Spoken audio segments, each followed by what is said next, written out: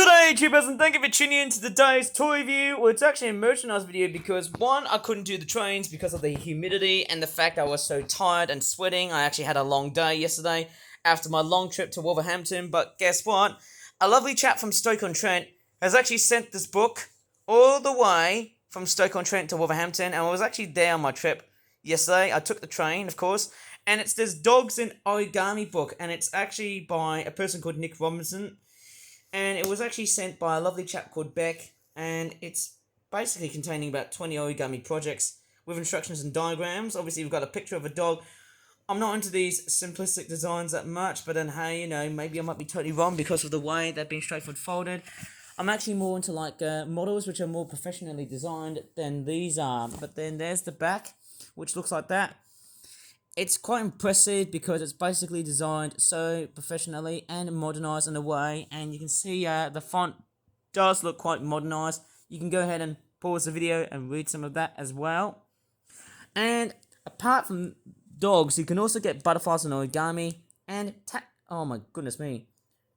I was going to say tax, or I wouldn't say the word tax, but it's meant to be cats. Blimey, ow! What other word? Oh my goodness me. I can't speak well because I just said the word cats in backwards. We don't even have a cat, for crying out loud. And what's very impressive about this book is that look what country is it made in. It's printed in the United States of America. How nice is that? And it sells for $16.95. Now, I'm pretty sure this book might have been actually got from America. I'm pretty sure maybe Beck flew to America, but I wouldn't even know because actually, look at that. Oh, thank you so much. That's actually by a person called Beck. Look at that. That's actually nice. Oh, thank you very much, Beck, for writing that. And we'll just see what this book has to offer. We've got all kinds of dogs. Probably not. Who knows? And there you go. It's manufactured in the United States. It's also printed. It's from 2018 and also 2019. I don't know why. But this book looks fairly nicely polished. You can actually see there's actually much more professional dog designs like these ones right there. And gaze dog? What? Who put the word gaze dog in there? I mean, who put gaze dog in there? That's just weird. Honestly, I don't know if YouTube will demonetize that word and saying, hey, let's go ahead and call our dog gay, which would be very, very strange. And there's quite a lot of introduction bits, as you can see somehow. There's all sorts and all kinds of different things about dogs. You can read information about those, and there's actually just so much information. Now, I won't sound like a complete smart aleck, as I normally tend to say on YouTube, but there you go. We've got all kinds and all sorts of different things, and also teaching on how to fold origami and whatnot. Strange enough, origami has been quite fairly successful. There you go. There's all different types of folds here. It's quite a very impressive book, and I'm pretty sure all books have that same sort of desire to put up several instructions onto it. You've got valley folds, mountain folds, and there you go, and unfolds as well, turning over, repeat arrows, rotating, and also folding to dotted lines. There's also pleat folds, inside and outside reverse folds, pull out folds, and then you've also got the double reverse folds, and then you've also got, oh wow, you can fold equal distances. There's squash folds here as well. That's like the hardest part to fold, isn't it? Obviously origami, there's actually just so much of everything in general somehow. Whew! Oh my goodness me! And I'm actually having almost a bit of a sore throat because obviously I must have gone through several funny bits. And this one here is quite a basic design. I don't know if I can show you so much of all of these pictures. It's actually quite a nice looking book. It's the way it's being printed. It's fairly nicely detailed. In fact, it's more nicely printed.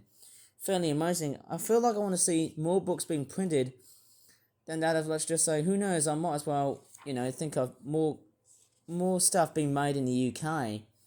And that in general. Hang on. Oh, okay, that looks fairly interesting. That's a fairly nice traditional looking dog. I prefer origami designs when they're more professional, when they've got visible legs. But this one's a bit too abstract. It doesn't look very realistic. I mean, who knows? But then, hey, it's somehow quite a fairly nice design. I mean, who would ever think I'll be making excellent. And there's Gay's dog. How weird is that? That's just funny, isn't it? That's, of course, is that a fox? That actually is a fox. Well, foxes are dogs, when you think about that. Oh, wow, is that a nodding dog? Oh, I didn't realise that. Wow, I somehow never noticed. Oh, wow, you can make your dog nod this one. That's actually quite a nice toy somehow, eh?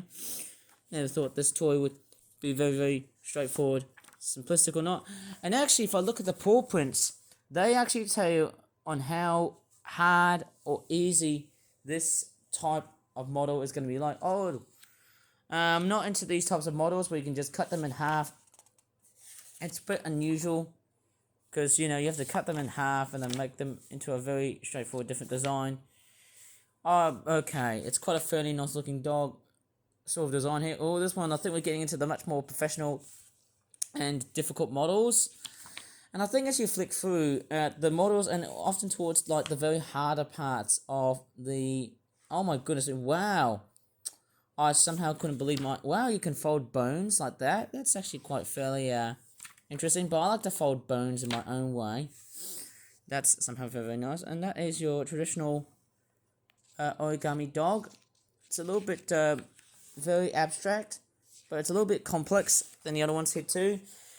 And yeah, I'll tell you what, it's a nicely printed dog, but what's very weird is that it also comes with paper that looks like that. It's a bit funny somehow when you look at paper like that because somehow some of the origami instructions I've seemed to utilize a lot of origami. You know, I think back then I used to do a lot of origami. I think the first time I did that was around 2014, I'm pretty sure. And strangely enough, I did... Wow, look at that dog. Someone just spelled the word dog very daftly, but look how it's been professionally designed. It's more simplistic, but then it's all, you know, it's also, you know, offering a bit of character. And that's actually somehow, you know, basically quite... You know, this dog model looks fairly nice. It is somehow nice because of the way it's been designed. You've got a dog in a kennel. That's more complex. I've never seen that sort of a model like that before. That is actually quite weird. And then you've also got the dog as well. Oh wow, what's very funny is that the instructions also seem to go in a very weird direction. Usually, whenever I think of instructions, they usually seem to put it on the top. But I don't know why they put it on the bottom there. It's a bit strange, isn't it? Because normally, if you put instructions on the top, then that's actually a little bit clearer. But putting on the bottom is a little bit, it's a little bit strange to me, you know. It seems a little bit wrong for me because look how it's been organized. You know, it goes into this sort of pattern, but I would actually rather... okay, I see. There's also other pictures here.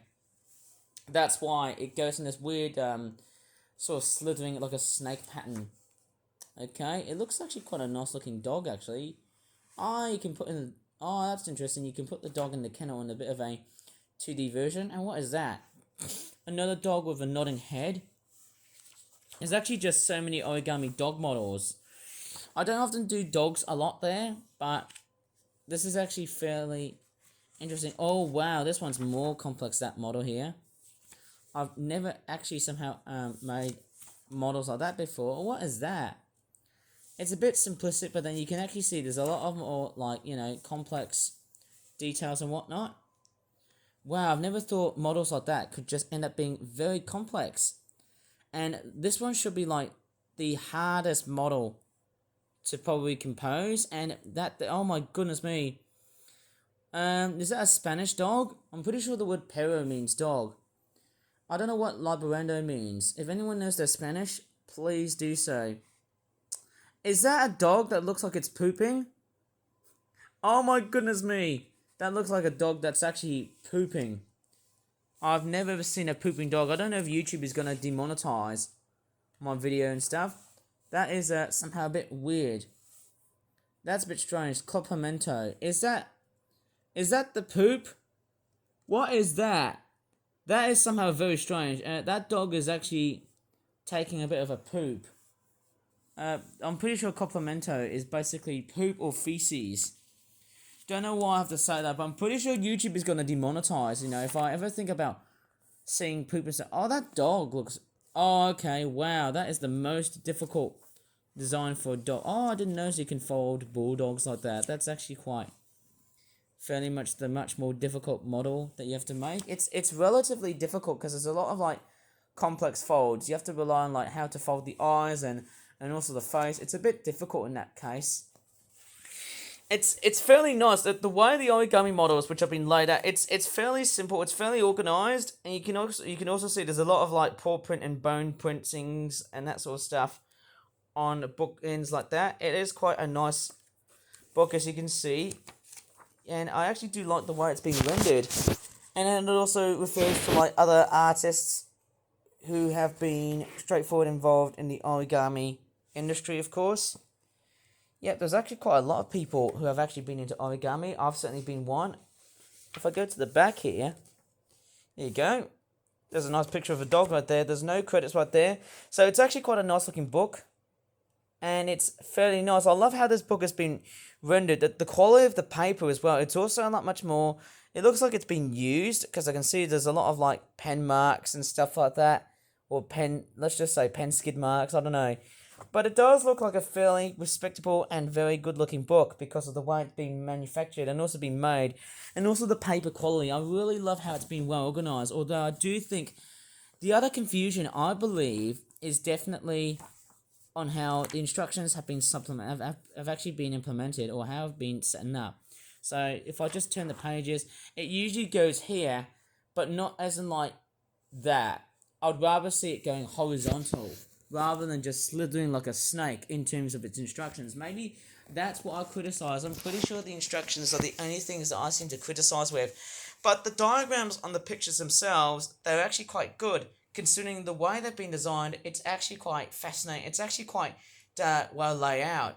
It's almost like you're reading a Lego instructions book, and clearly that's actually quite a fairly nice looking book. In fact, any origami book is going to impress any person who wants to get into origami. I'm sure about that, and hey, I can certainly agree on that point. Anyways, I'm going to leave the video here because I need to do a massive deep clean today because there's a whole ton and stack of mess today, and I'm really sorry I have to leave this video for that part because, hey, that's just way too much time. I feel like I've been wasting so much time making a whole bunch of mess no matter what I was doing because I feel like, hey, even though I was just preparing to do a tour review yesterday, I couldn't do it, but hey, maybe I might do it tonight as long as I've got proper amounts of memory. Anyways, I shall leave the video as it is. If you really enjoyed this merchandise video on YouTube, please give this video a very good like, subscribe for more for that videos in the future, and as always, thanks so much for watching and bye for now.